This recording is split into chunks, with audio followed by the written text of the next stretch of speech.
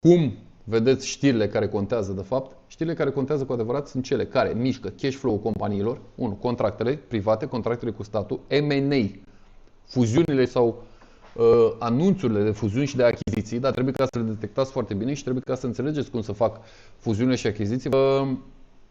Știrile legate de macroeconomie și în principal de rata dobânzii. Pentru că Fedul face banii mai ieftini sau mai scumpi. Pentru că războiul întotdeauna reprezintă o oportunitate ca o sabie dublă. Odată este un necaz pentru cineva și o bucurie pentru altcineva. Mai întâi de toate, știrile, voi trebuie ca să învățați ce știri să ignorați. A găsi știri foarte bune, de fapt, este în arta ignorării. Știu pe care să le ignor și știu care afectează companiile și, în principal, ce anume, cash flow-ul lor.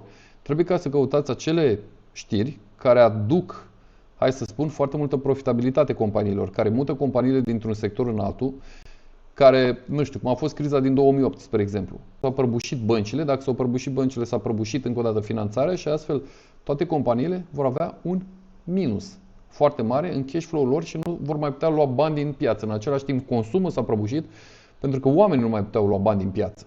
Și așa mai departe și așa mai departe. Ați înțeles? Astea sunt știrile care contează. Niciodată nu știi cum va reacționa acțiunea. Și astea sunt unele din cele mai importante știri considerate de marea masă, dar unele din cele mai proaste momente în care să tranzacționezi.